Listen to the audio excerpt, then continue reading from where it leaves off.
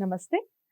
Doctor Sudheer Sharma గారితో మనం ఎన్నో కార్యక్రమాలు చేస్తూ ఉన్నాం. ఆధ్యాత్మికంగా ఎన్నో విషయాలు తెలుసుకుంటూ ఉన్నాం. మన నిత్య జీవితంలో మనం పాటించాల్సిన నియమాలు కూడా తెలుసుకుంటూ ఉన్నాం.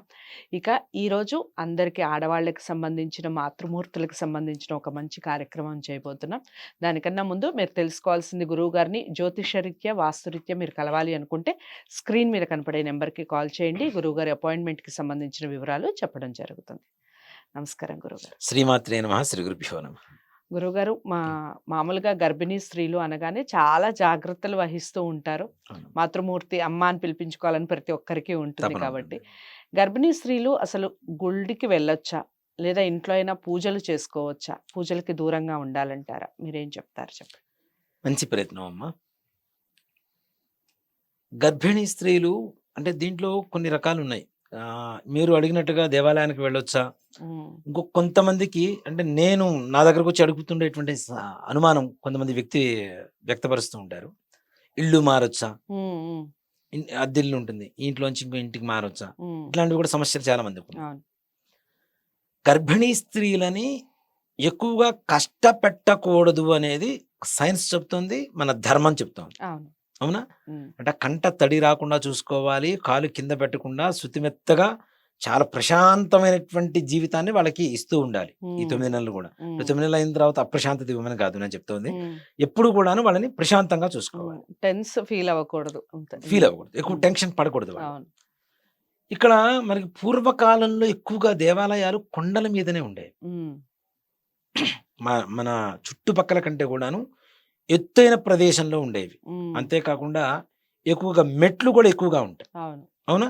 మెట్లు ఎక్కడం అనేది ఎక్కువగా జరుగుతూ హ్మ్. ఉంటుంది. హ్మ్. దీనివల్ల ఏంటి, వీళ్ళకి లోపల ఉండేటువంటి పిండం ఏదైతే ఉంటుందో దానికి ఎక్కువగా ఎఫెక్ట్ పడుతూ ఉంటుంది. ఆ!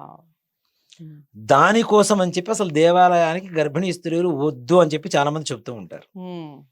ఇప్పుడేముంది, విజయవాడ వెళ్తే కూడా చక్కగా ఇదొచ్చేసింది, ఎస్కలేటర్ వచ్చేసింది, మన లిఫ్ట్ వచ్చేసింది. అవును. అన్ని దేవాలయాలు అంటే సౌకర్యం అప్డేట్ సౌకర్యం. అవుతున్నాం కాబట్టి హ్మ్. సౌకర్యాలన్నీ వస్తున్నాయి. అలానే పర్వతాలు ఎక్కాల అంటే ఇప్పుడు శ్రీశైల క్షేత్రం ఉంది, అవును. తిరుపతి క్షేత్రం ఉంది. హ్మ్. ఇట్లాంటి వాటికి వెళ్ళకూడదు అనేది హ్మ్. మాత్రం నియమం హ్మ్. తప్పనిసరిగా. హ్మ్. అంటే దేనికంటే ఇంత దూరం ప్రయాణం చేయటం ఒకటి, హ్మ్.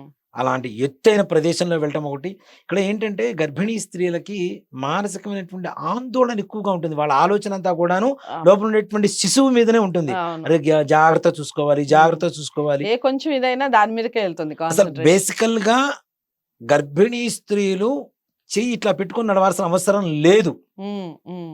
మామూలుగా నడవచ్చు. అంతకుముందు ఎలా నడుస్తున్నో అలానే నడవచ్చు. హ్మ్. కానీ చూడండి, గర్భిణీ స్త్రీలు ప్రతి ఒక్కరి చెయ్యి కూడాను వారి గర్భం మీదనే ఉంటుంది అవును. తప్పనిసరిగా. అవును. అవునా? హ్మ్. అంటే వాళ్ళ మనసులో ఉన్నటువంటి భావన ఏంటి, అది చాలా జాగ్రత్తగా చూసుకోవాలి, చాలా జాగ్రత్తగా చూసుకోవాలి అన్నటువంటి ఒక హ్మ్. భయం, హ్మ్. ఒక భద్రతా భావం. అసలు అక్కడే మొదలవుతుందేమో గురువుగారు తల్లి ప్రేమ అనేది. అదే కదా! హ్మ్. కాబట్టి ఇట్లాంటివి ఎక్కకుండా ఉండడం అనేది, అలాంటి క్షేత్రాలకు వెళ్ళకుండా ఉండడం అనేది మంచిది. హ్మ్. ఇంకొకటి, మనకు దగ్గరలో ఉండేటువంటి దేవాలయానికి వెళ్ళవచ్చా? హ్మ్. వెళ్ళవచ్చు. ఓకే. కానీ అది కూడాను 6 నెల వరకు అసలు పనికిరాదని చెప్తాం.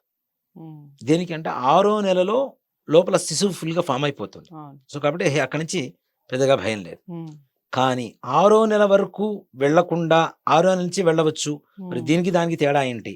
అంటే 6 నెల వరకు గూడాను పిండం అనేది లేత స్థితిలో ఉంటుంది కాబట్టి దాన్ని కాపాడుకోవాల్సినటువంటి హ్మ్. పరిస్థితులు ఉంటాయి కాబట్టి భగవంతుడే, ఇప్పుడు భగవంతుడు ఉండేదాన్ని గర్భాలయం అంటాం. హ్మ్.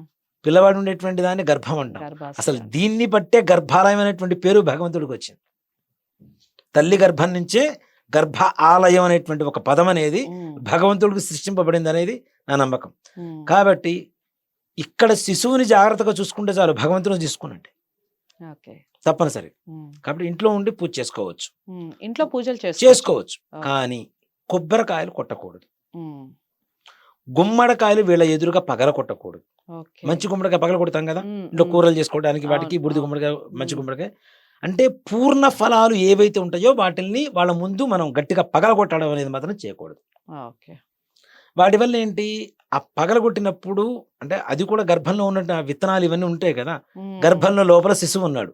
వాటిల్లో గర్భంలో విత్తనాలున్నాయి. హ్మ్. తప్పనిసరిగా అలాంటివి పగలగొట్టడం వల్ల కొంతవరకు అశాంతికి లోనయ్యేటువంటి టెన్షన్కి లోనయ్యేటువంటి అవకాశాలు ఎక్కువగా ఉంటాయి కాబట్టి ఉమ్, అవి పగలగొట్టడాలు పసుపు కుంకాలు వాటి మీద వేయటాలు అందుకనే గృహప్రవేశాలు నిషిద్ధం అని చెబుతాం ఉమ్, గృహప్రవేశాన్ని గుమ్మడికాయ కొడతాం కొబ్బరికాయ కొడతాం నిమ్మకాయలు కోస్తాం ఉమ్, వాటి మీద పసుపు కుంకాలు వేస్తాం ఎరుపు అనేది ఏంటి ఒక భయానకమైనటువంటి దానికి చిహ్నంగా వాడుతూ ఉంటాం మనం రైట్. కాబట్టి ఆ ఎరుపు పదార్థాలు వాళ్ళకి కనపడకుండా ఉండేందుకు చేస్తాం ఉమ్, దేవాలయాలకు కూడా ఎందుకు వెళ్ళకూడదు మనకు 6 నెలల వరకు అంటే దేవాలయాల్లో తప్పనిసరిగా బలిహరణ అని వేస్తూ ఉంటాం అవును నిత్యంగా అవును. అవునా ఉమ్, ఇట్లాంటి వాటికి వీళ్ళని దూరంగా ఉంచాలి అనేటువంటిది ఒక నియమం ఉమ్, ఒకటి అంతేకాకుండా కళ్యాణాలు బ్రహ్మోత్సవాలు జరిగినప్పుడు ఎప్పుడైతే మామిడాకు తోరణం కడతామో ఉమ్, వాటి కింద నుంచి కూడా గర్భిణీ స్త్రీలు వెళ్ళకూడదు ఉమ్, తప్పనిసరిగా ఓకే.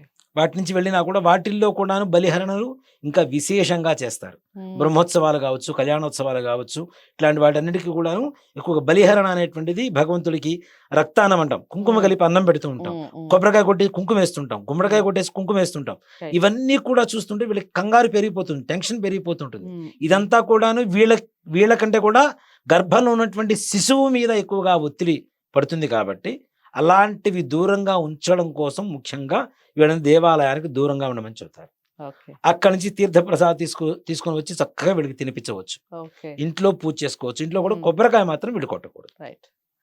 చాలా అంటే చాలా చక్కటి వివరణ. చాలా మందికి తెలియదు గురువుగారు ఇవి కూడా. అంటే మీరన్నట్టుగా ఎత్తైన ప్రదేశాలకు వెళ్ళకూడదు అనేది తెలిసినప్పటికీ ఎందుకు వెళ్ళకూడదు? ఏ ఏ నియమాలు పాటించాలి అన్న అవును. విషయం చాలా మందికి తెలీదు. చాలా చక్కటి వివరణ ఇచ్చారు. శ్రీమాత్రే ధన్యవాదాలు. నమః శ్రీ గురుభ్యో నమః